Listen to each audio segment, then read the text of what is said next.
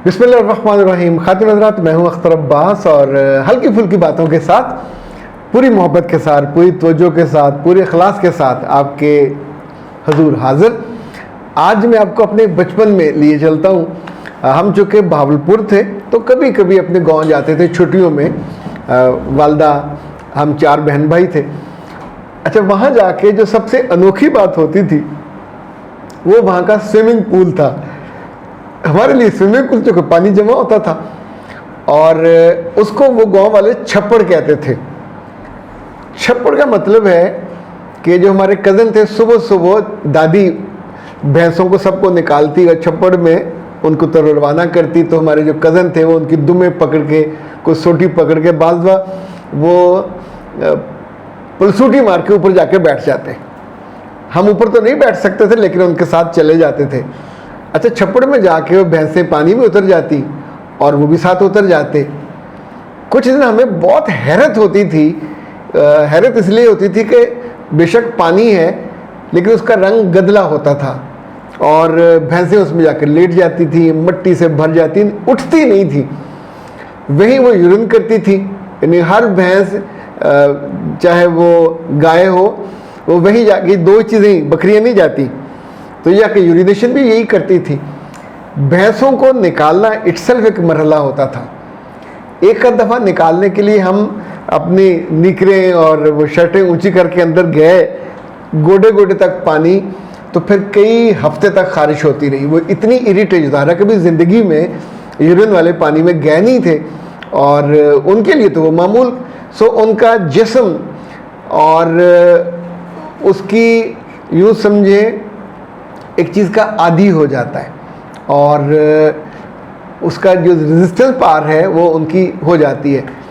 जिन लोगों ने कभी छप्पड़ में छलांग ना लगाई हो, वैसे तो गांव के बच्चे उसमें छलांगे भी लगाते थे, भैंसों से गोते भी लेते थे, अल्लाह माफ़ करे, और दावत भी देते होते थे।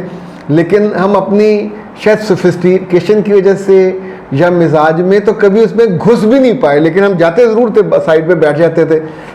हमारा जो गांव था 209 मुराद, तो छप्पड़ के बिल्कुल साथ प्राइमरी स्कूल था और वहाँ जो जगह होती थी पास गुजरने की, वहाँ बैठ जाते। साइड पर रूढ़ियाँ होती थी। ओके, उस ज़माने में हमने एक मुहावरा सुना था अपनी दादी से। उसने 2 मुहावरे बल्कि मैं आपको बताऊँ। एक ये होता था कि छप्पड़ च वड़ी मझ और पेके गई रन। इन्होंने दोनों घरों कढ़ना बड़ा औखा होता जी। वक्त गुजर गया। अच्छा, अब जब मेरे पास काउंसलिंग के लिए लोग आते हैं तो उन्हें अपनी बीवियों से सबसे ज़्यादा शिकायत ये होती है कि इन्हें हर बात पे पेके जाना होता है, हर बात पे मायके जाना होता है और बहाने बहाने से फिर रात वहाँ गुजारनी होती है, फिर एक और रात गुजारनी होती है। माँ बीमार हो गई, बहन बीमार हो गई, बाप बीमार हो गया। तो जब मुझसे ये कहते हैं तो मैं फिर हंसते हुए कहता हूँ कि यार रह लेने दिया करो। यानी सारी उम्र उन्होंने आपके पास ही रहना है। अब माँ का बहाना है, बाप का बहाना है, भाभी का, बच्चों का, किसी भी चीज़ का बहाना है।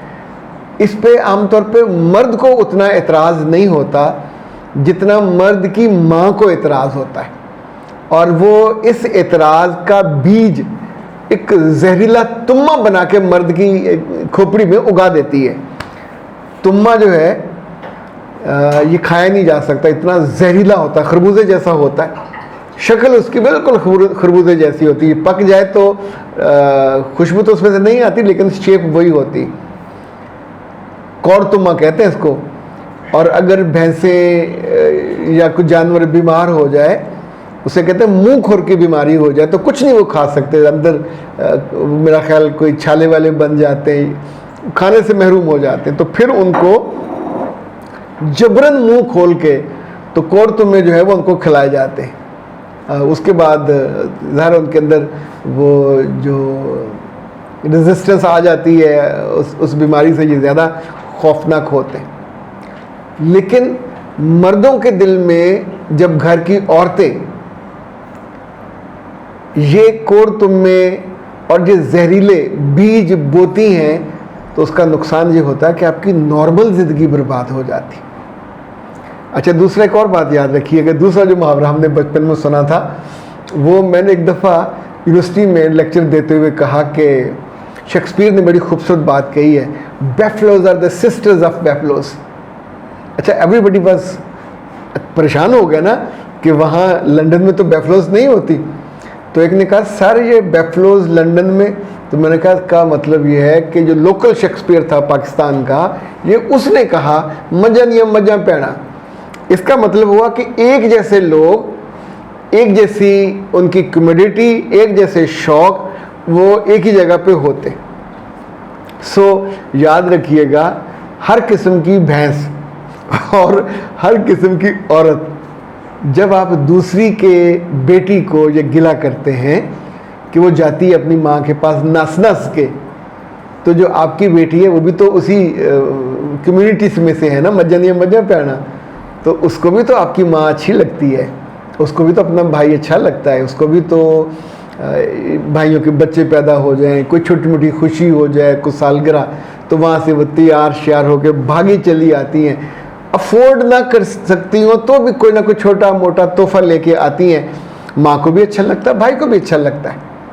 अच्छा, ये वो चीज़ है जब हमको अच्छी लगती है तो हम उसके बारे में सॉफ्ट हो जाते हैं। उसने कभी कोई सख्त बात कही हो वो भी हम भूल जाते हैं, उसने कभी कोई दिल दुखाया हो ये भी भूल जाते हैं। ये इतनी मैं अहम बात कर रहा हूँ, अगर आपको ये समझ आ जाए। पिछले 2-3 दिन से मैंने इंडिया के जो इस वक्त ज़ाहिर है जंग का माहौल है, तो मैंने नोट किया कि पंजाब, मशरकी पंजाब और हमारा पंजाब, इन दोनों में से किसी का एक दूसरे के खिलाफ बयान नहीं आया, बल्कि वहाँ के बाद बहादुर लोगों ने कहा कि हम इंडिया से लड़ेंगे, उनकी फ़ौज को यहाँ से गुजरने नहीं देंगे। अच्छा, इसी तौर पे गवर्नमेंट ऑफ पाकिस्तान ने जो सियालकोट के करीब बॉर्डर है जहाँ जो सिख कम्युनिटी आती है अपने गुरुद्वारे, उसको बंद नहीं किया, जबकि इंडिया ने सारे बंद कर दिए।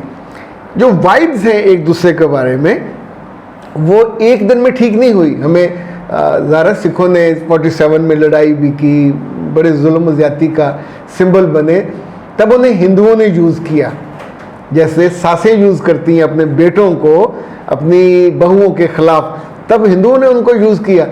अच्छा, मैंने 3 चीज़ें नोट की हैं, आई विश कि आप उसको एंजॉय करो।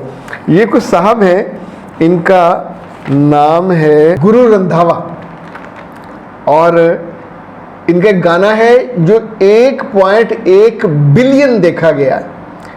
बिलियन का मतलब है अरब, और उसके बोल मैंने लिखे हैं कि जिस हिसाब नाल हस दी है लगदी पंजाब दी है, किसी लड़की का जिक्र हो रहा है, और जिस हिसाब नाल तक दी है लगदी लाहौर दी है, कुड़ी दा पता करो किड़े पिंड दी है किड़े शहर दी है।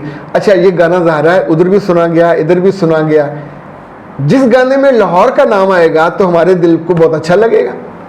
अभी जो लेटेस्ट उनका एक हीरो है, उसका नाम है बुल्लर, लंबा 6 फुट का, अच्छा मासूम सा, खुश शक्ल सा, तो उसने जो गाना गाया, अच्छा ये भी 40 मिलियन हो गया। वो है कि सोना गबरू गुलाब वर्गा, जोड़ी तेरी मक्खन मलाई है, और तू तेरा मुखड़ा लाहौर वर्गा, सारी टोट पंजाब दी है। अब आप शेरों में कभी इस तरह का नहीं होता था, पर इट हैपेंड। यानी उनके लिखने वाले शायरों ने डेलिब्रेटली इन लफ्ज़ों को उसके अंदर लिखा। तीसरा गाना आपने मुमकिन है कुछ और भी सुना हो, मैंने ये तीसरा फिर ढूंढा। ये था कि सराई जिड्डी, उसकी जो गर्दन है वो सराही जितनी है, और जो तेरी मेरी जोड़ी है ये इवें है जिवें अटारी तो लाहौर है, और तू वारिस शादी हीर है, और मैं बोले क्या ये गुलाब सिंधु। अच्छा, ये कितना, इसका नहीं मुझे अंदाज़ा हुआ कितना, लेकिन आप सोचिए कि सिर्फ डिक्शन बदलने से, सिर्फ लफ्ज़ बदलने से आपकी पूरी फीलिंग बदल जाती है, पूरी कौमों के दरमियान नफ़रत कम हो जाती है। हम अपने घरों में क्यों नहीं कर सकते? हम अपने रिश्तों को जहरीला बना के, लड़ाका बना के, अब जितनी मर्जी आप जहाज़ खड़े कर लें, तलवारें नंगी कर लें, तोपें टैंक लगा लें, एंड पे तो फिर आपने नॉर्मल होना है। घरों में हर वक्त हालत लड़ाई में नहीं रहा जा सकता, एक दूसरे को अगर आप अच्छे लफ्ज़ इस्तेमाल करें उनकी माँ के लिए और उनके घर के लिए, वो आपकी माँ और आपके घर के लिए, तो बहुत सी चीज़ें बेहतर हो सकती हैं। अख्तर अब्बास को दीजिए इजाज़त। अस्सलाम वालेकुम।